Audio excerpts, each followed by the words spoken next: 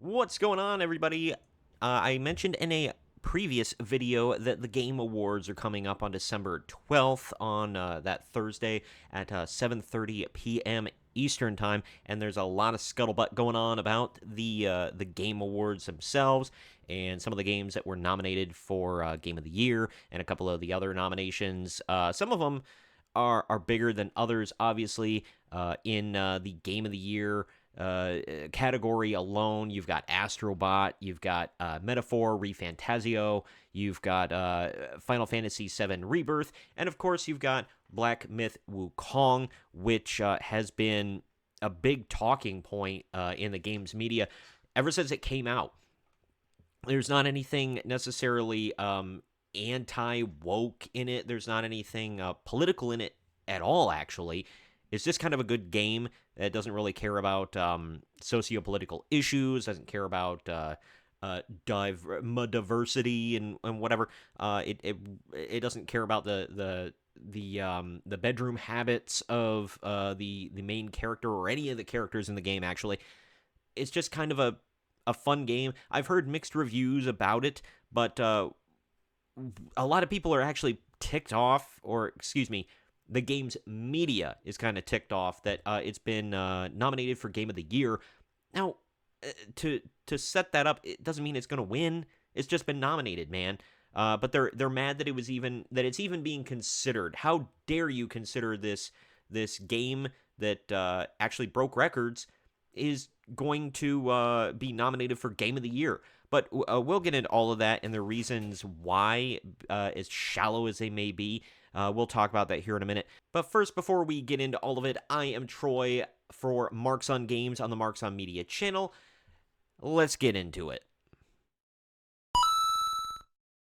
Here's another website that's like, in my opinion, like IGN. A lot of people hate on it, but for the most part, they're down the middle. Sometimes a little left leaning. They're very pro woke about things. They're not like in your face about it. Again, like Kotaku's like the far end of the right, and then on the left, and then the far end of the right you got like Bounding into Comics, and I think even further right than them is probably that Park Place.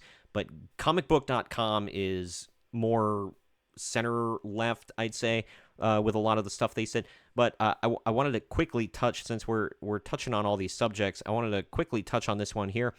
Black Myth Wukong doesn't deserve a Game of the Year nomination, and here's why.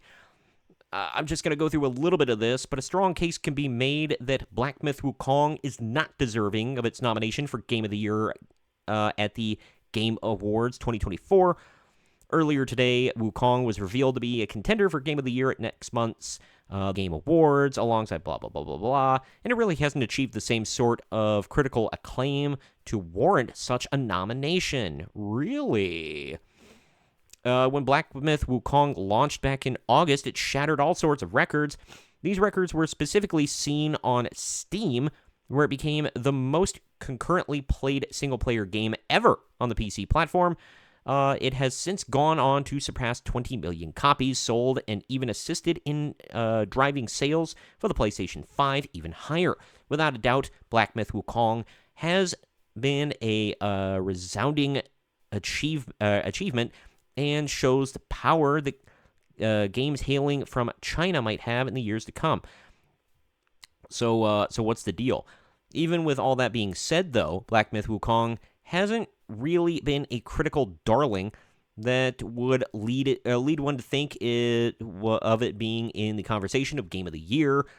Our review aggregator site Metacritic, on review aggregator site Metacritic, Wukong has sold a solid 81 out of 100 score for its PC version, while the PS5 version has been reviewed at a more paltry 76 out of 100. As a whole, this puts it at 112th best reviewed game of 2024 on Metacritic, as well, behind the likes of Tekken 8, a 90 out of 100 aggregated score, Animal Well, 91 out of 100, and Like a Dragon Infinite Wealth, 89 out of 100 aggregated score. Okay, so looking outside of 2024 alone, what proves further that Black Myth Wukong likely shouldn't have been given a Game of the Year nod at the Game Awards is that it was the worst reviewed game to ever be up for this honor. Since the Game Awards started in 2014, the 81 out of 100 aggregate score, or review score rather, for Black Myth Wukong is the lowest that has ever been seen of a title in the running for Game of the Year. Previous lows were seen with Death Stranding and A Plague Tale Requiem, which each received aggregate scores of 82 out of 100. Okay, so to break it down, their biggest issues are that the critics didn't like it. Oh my God, who the hell cares? Those seem to be the critic scores, not necessarily the player scores that they're talking about specifically. I mean, I've heard mixed reviews from players on social media. I realize that's just anecdotally because I don't talk to a ton of people who played it. But from what I've seen, it's been mixed. Some people say it's great. Some people say it's mid. So I don't know. And the fact that it broke all those records, though, I think automatically puts it in talks for Game of the Year. Is it going to win? Probably not. But it at least deserves a nomination. You break all those records for consecutive plays and games sold and whatever. What the hell? You know, why would you not? You're like, well, the critics didn't like it, you see. Who gives a damn what the critics like, man?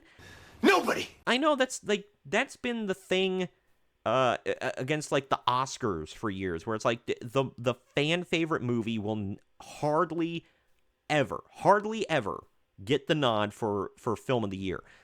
Was La La Land the most beloved movie the year that it came out? Did everybody say, man, I gotta go see La La Land? No. The critics freaking loved it, and everybody was like, what the hell is La La Land? I'm not saying it didn't make money. I'm sure it did. I don't freaking know. And I'm picking on that movie, but there were others. Like, that's the biggest thing, where it's like, okay, so the critics freaking loved it. Oh my God, it's so beautiful and whatever, the story, oh my God. But nobody was flocking to the theaters to see that stuff. Just like this. Well, the critics aren't real hot on this game. They gave it a middling score. But you see, it sold a ton of games. But why would it be Game of the Year? I don't know, because people like it. People rushed out to buy it. That's why. I just think it's very self-ingratiating of these of like comicbook.com to write an article like that. Like they had the testicular fortitude to put something like that out in the ether. But whatever. Not a great plan. Now, after all of that, I'm curious to see what you all think. If you could leave a comment down in the comments section, I'd like to converse with you about it. I have not personally played Black Myth Wukong, so I really don't have much of an opinion on it. I just know what's been said and what I'm seeing anecdotally, like in comment sections and on across social media and whatnot. So if you could let me know what you think about it. If you've played the game, I really would like to hear what you think. Do you think it deserves to be nominated for Game of the Year, even though the critics didn't really like it and whatever, and it got middling scores? Actually got above middling scores, but, you know, they act like, oh my gosh, it was reviewed so terribly. But anyway, let me know about it down in the comments section. Also, the links to the articles I covered can be found in the video description down below. And also, if you could, please share this video around to everyone you know. Like the video, subscribe to the channel, and click the notification bell to stay up to date every time I post brand new content, which is Monday through Friday. I always keep up. Follow the channel and stay up to date with all of that. And I am Troy for Marks on Games and the Marks on Media channel, and we'll see you next time.